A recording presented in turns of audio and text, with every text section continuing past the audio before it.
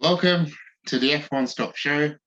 I'm your host, Sam Ernie, and this is episode 17. With me is Wes Spearman. Wes, how are you tonight? Yeah, I'm pretty good. Just trying to figure out how I can get into work basically, because obviously the trade strikes are going on at the moment. But no, I'm all good, thanks. How are you? Yeah, I'm all good. Very well. Um, Nice day off, but you know, sun was shining, good weather, very hot, Yeah, and an it has been exciting hot again this weekend. week. And it was an exciting weekend of Formula One. Canada, or should I say the Groundhog Grand Prix. Get it? The Yeah, Groundhog Grand Prix. yeah. So Always yeah, see a few of them pop up. Max Verstappen winning the Grand Prix in Canada, Montreal. It was another spectacular performance from him. Yeah, absolutely. I mean, not quite lights the flag. He pitted, I think, fairly early. When I can't remember who it was. I think around about lap 8. It might have been when Perez retired actually. Due to engine gearbox problems. I think gearbox, judging by what the commentators were saying. Yeah, he pitted early. He's not got a free pit stop, but less time in the pit lane than he would under normal racing conditions. Um, and yeah, Science took the lead after that. But yeah, again, another pretty faultless performance from Verstappen, and extends his lead in the drivers' standings. Can't remember how many points he's got now. Just have a look. But he's come up into ninth place now in the all-time most race wins in Formula One, and he's only like 24 as well. It's ridiculous that he's still so young and has still got potentially, I mean, maybe another 15 years left in Formula One. So I think we mentioned this last week that whatever record Hamilton sets in terms of race wins, and I think Hamilton's still got a good few years left in him as well. So we could be looking at 120 race wins maybe. If Verstappen keeps going as for another, as I say, 15 years, takes him to 39, 40 years old, which is possible. I mean, if you look at Kimi Raikkonen, he was racing into his 40s. Um, a lot of sports people can go into their 40s now, in terms of advancements in sort of nutrition, health, and stuff, and supplements, whatever. Um, yeah, I know I said last week that Verstappen will do well to break Hamilton's record. Actually, now thinking about it, he could well be on for most race wins if he keeps up. Obviously, his form has been a brilliant driver. If Red Bull keep building cars as quick and fast as they have been over the last good number of years now, but yeah, as I said, a bit of a pretty strong outing from Verstappen. He's now on 175 points in the drivers' standings. Checo's behind him on 129, and Charles Leclerc 126. So he's got quite a big lead now, ahead of not just Charles Leclerc but his teammate as well. And yeah, Checo is still in that title fight, but yeah, something needs to happen from Ferrari pretty quickly, I think, if they want to be back on the same level as Verstappen before the summer break. And speaking of Ferrari, we had one Ferrari driver start on the second row, being Carlos Sainz, and he in fact finished second, whereas it was his teammate, Charles Leclerc, who started from the back of the grid after taking a grid penalty coming into the weekend in Canada. And he managed to finish fifth, which was very impressive from him. But, you know, still some work to be done in the Ferrari garage. Yeah, I mean, I'm pleased for Carlos Sainz because he drove a pretty good race after a few weeks where he just hasn't had that much going for him in terms of luck, or he's made a few mistakes or reliability. Yeah, pleased for him to get second, and he could have been on for the race win at one point, especially in those last few laps. I think he was catching up to Verstappen. Um, was, we've seen sort of Just that not sort of quite there yet. just not quite. Yeah, I know. Just not It, quite. I'm sure he'll get that first race win this season. I don't think there's any doubt about that. It's just a case of when, not if. I think for Carlos Sainz. But yeah, really pleased for him to be on the podium again. Yeah, for Leclerc to come back up to fifth place after, as you say, starting was it from the pit lane or certainly the back row of the grid.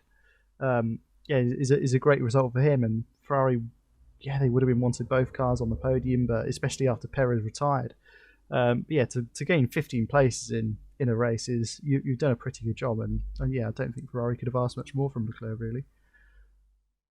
One man who, other than Verstappen, who I think arguably was my driver of the day, given his great weekend, was Alpine's Fernando Alonso, because it was qualifying in Q3 where he really grabbed the headlines.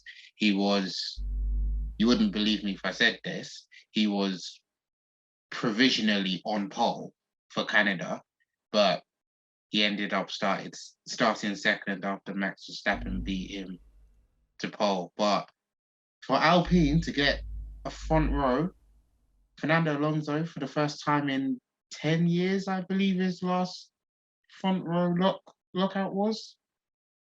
I mean, that's pretty impressive. That just shows the experience he's got. He still has his love for racing in F1. And it doesn't seem like he wants to retire anytime soon. Yeah, I know. And obviously Fernando is a class driver. He's not a two-time world champion for no reason. I know qualifying was wet, so obviously that does tend to shake up the grid a little bit. But even so, for him to stick that car on, as you say, provisionally pole and ended up starting in second is an amazing achievement for Alpine, who have been, I suppose, a little bit quiet recently. We don't tend to hear much about Alpine. They just sort of just happily go about their way Yeah, in the midfield. that's it. Yeah, just sort of quietly accumulating points as they did this weekend in Canada.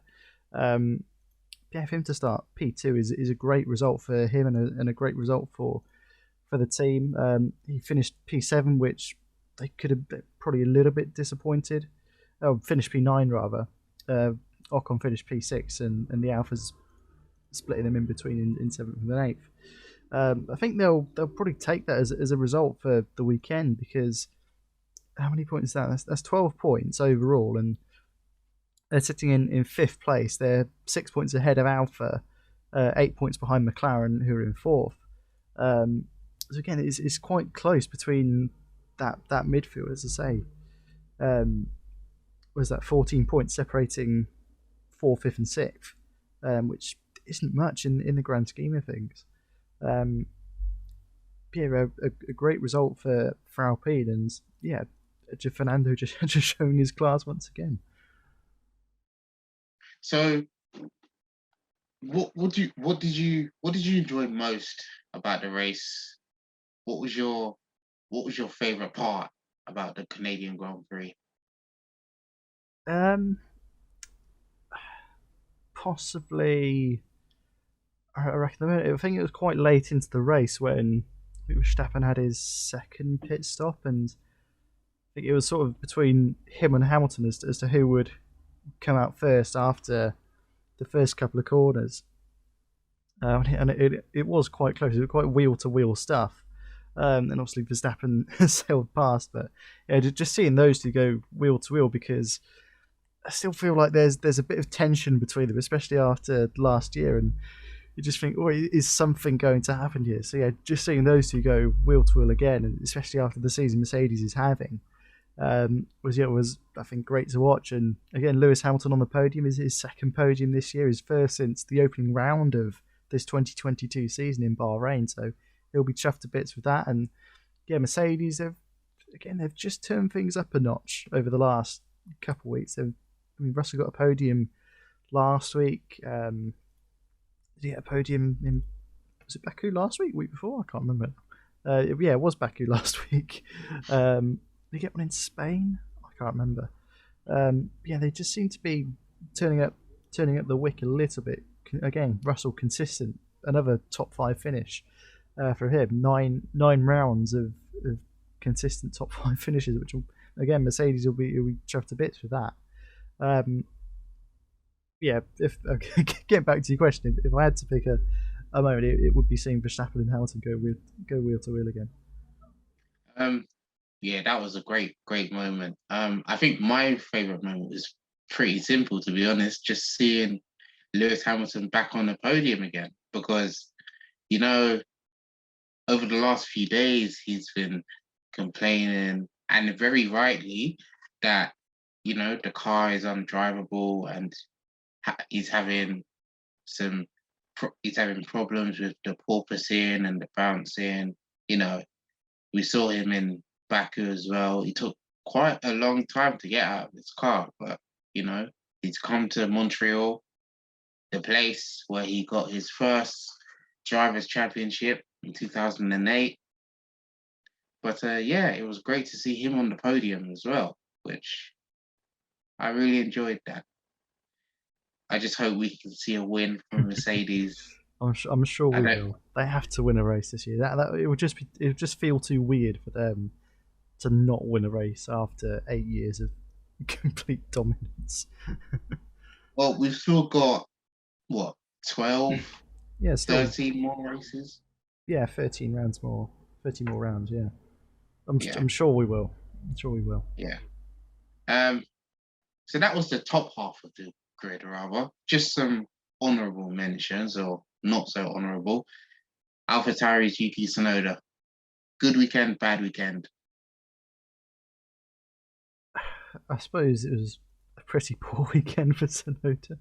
Um, Started or qualified last place, I think, according to the F1 website. Only put in 4 laps in qualifying, which he must have had some sort of issue. I have to say I didn't really pay much attention to qualifying, and then yeah, in the race, sort of drove straight into the barriers after pitting. Was it on? I mean, obviously on cold tyres, but yeah, to muck up that quickly after a pit stop is it doesn't look too good for Sonoda. Out, McLaren, Sebastian Vettel, and Williams as well. They didn't get any points. Pointless McLaren. I know, yeah, disappointing for McLaren. I think I predicted Ricciardo to finish top 10 last week. Yeah, P15 for Lando Norris, P11 for Ricciardo, only 5 seconds. I say only 5 seconds. 5 seconds is quite a long time in F1, but 5 seconds behind Stroll for P10. Yeah, they'll be hugely disappointed with that. Especially, I mean, they're fourth in the constructors' championship, McLaren. Yeah, I suppose that's probably the best they can achieve realistically, because they're not going to beat Mercedes, and I think they're reasonably comfortably top of the midfield. But I think it was only their not start to the season, but sort of round about Australia, sort of round 5-6, round 4-5-6, they started picking up some good points, and yeah, things have just come down a little bit again for McLaren. But yeah, hopefully they'll get back up to scoring points here. I mean, even if it's sort of a P7, P8, 9th, 10th, when we're not talking like P4, 5, 6 here, just a couple points here and there, maybe so 6 to 8 points. If one of their drivers can get, then I think that'll be a decent. So I mean, obviously they'll be hoping for a lot more than that. But yeah, if they can get both drivers sort of in those 4 positions between 7th and 10th, I think McLaren will be pretty happy with that going forward. So after Fernando Alonso's qualifying magic, only to finish ninth, another record-settling F1 win for Max Verstappen. How would you rate the race in Montreal out of 10? I'd say it was decent. It was all right. I wouldn't say it was as entertaining as Baku. And I think I gave Baku an 8 last week. Lowest scoring rating? I think I'll give Canada a 6. Like it was all right, I think, but not brilliant. Sort of just above average, I reckon, for Canada in terms of entertainment. I mean, anything above 5 out of 10, you're doing You're okay. doing all You're right, doing yeah. okay. You're doing all right. Yeah, I think I have to agree with you on that one. It wasn't an eye opener like Baku, Yeah. Mm. but it did deliver. It did deliver, and we got to see a few names in the top 10 that we wouldn't really be seeing.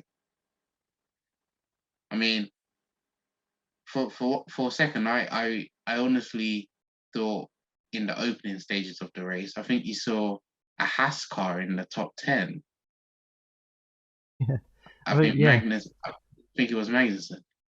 I mean, both Haas's But got into Q3, didn't they? And yeah, yeah, Magnussen was running around about fifth or sixth place until we had contact with Hamilton, I think, on the opening lap.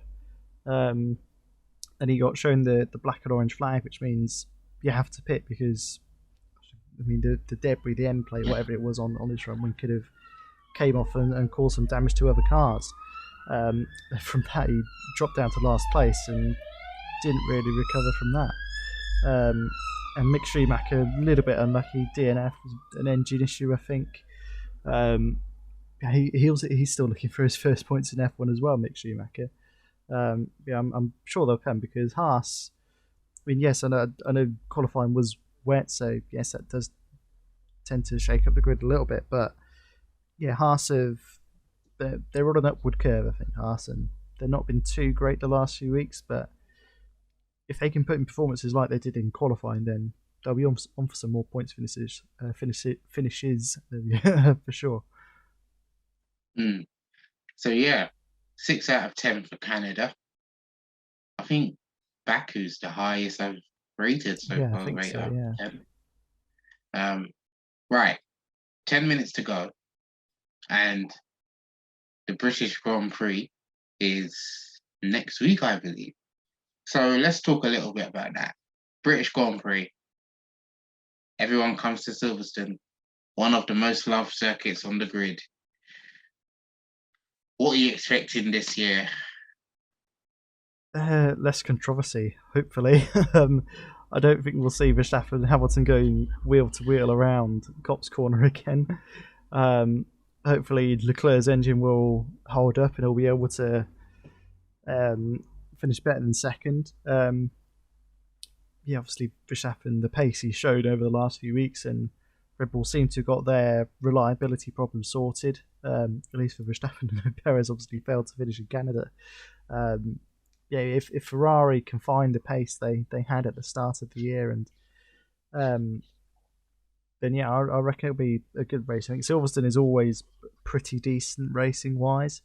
Yeah, I'm hoping McLaren do well. Of course, home Grand Prix for them. Mercedes again, sort of a home Grand Prix, given they're based in Brackley, which isn't too far from Silverstone, and obviously two British drivers too. Aston Martin, they're based at Silverstone as well, of course, so they'll be hoping for a good result there. But I think every driver on the grid wants to win Silverstone because it is sort of the birthplace of F1, Yeah. if you think about it. But yeah, I think the British Grand Prix is one of the oldest Grand Prix on the calendar, and I think for sure it's one that all the drivers want to win. But yeah, I reckon it'll be a good race. Right. To finish off then, for the last 7 or 8 minutes, your top 10 for the British Grand Prix. How do you see Blimey. the race finishing? Um, I wanted to say top 15, but I didn't no, want to be too much. just predict the entire finishing order. I mean, now you um, mentioned it. no, we'll be here all No, night. let's not. Let's not. All right, top 10 it is then. Top 10. Top 10 it is. It's just going out on a limb. I'm going to go Guan Yu Zhou, P10. Showed good pace out in Canada. Did really well. Was on for a good points finish in Baku until he had to retire the car. I go Ricardo, P9. I reckon McLaren will be just missed out on points in Canada, so I reckon he'll bounce back to that and get P9 at Silverstone. I go Pierre Gasly, 8th place. I can't remember where he finished in Canada, but you can't really not Pierre Gasly too much. I think he's a quality driver. Right up to P7. Lando Norris P7. I was tossing up between him or Esteban Ocon. Yeah, Norris P7, P6. I'm gonna run out of drivers. I'm gonna go Hamilton P6. Oh, Which okay. yeah, I don't know. Yeah. I just can't. Okay. I can't fit him into the top 5. I think. I reckon Perez P5, Russell P4, Wow. Okay. I'm liking that. Sainz P3, Verstappen P2, Leclerc P1. Wow. I'm gonna go Okay. for a Leclerc win. Okay. So you don't think Verstappen's gonna do I don't another? know. I mean, it's gonna be close, I think. But Yeah. if Ferrari, I know Red Bull have had the pace over the last few weeks, but Ferrari need to bounce back, and I think that they'll be motivated enough to go into this weekend and just bring their A game really. Yeah, I think Leclerc, after the race he had last year, drove a pretty solid race and was on to win the race last year if it wasn't for his engine issues. So yeah, I think Yeah. that'll spur him on a little bit more for Silverstone. So the top 10 for British Grand Prix, Sam edition. 10th place. I'm gonna say, right. I think he deserves his first points of the season, and it's a big gamble. Mick Schumacher. Mick Schumacher for 10th place. I mean, if that were to happen, I don't see why he wouldn't get driver of the day. So 10th place for Mick Schumacher. 9th, I'll say Valtteri Bottas. 9th place. He had a very good show in Montreal. I think he'll follow it up again. 8th is Pierre Gasly. Again, another good quality driver. P8. 7th, Esteban Ocon.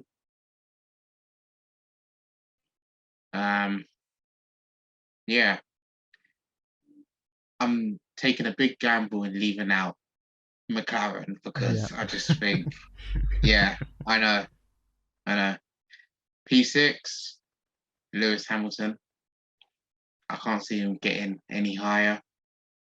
P5, George Russell. P4, oh, this is a tough one. Red Bull or Ferrari. Oh gosh, P4, Carlos Sainz. Yeah, Carlos Sainz P4. Then the top 3, second place will be Sergio Perez. Yeah, Sergio Perez. Then Charles Leclerc in 3rd. And then race winner, Max Verstappen again in Silverstone. Whether Yeah. any of those come to fruition in If you get like Silverstone, if you get 1 or 2 right, I think we would have done pretty well because it is just a yeah, complete lottery sometimes. Especially sort of the lower half when you get into P7 to P10, it is just yeah. best of the rest. Who is it going to be on the day? So yeah, this has been the F1Stop show. I've been your host, Sam Oni. Is a goodbye from me. Bye-bye. And is a goodbye from Wes. Bye bye. And do or don't forget to follow us on Twitter, Instagram, and you can also email us as well. Bye-bye, and we hope you have a lovely week ahead.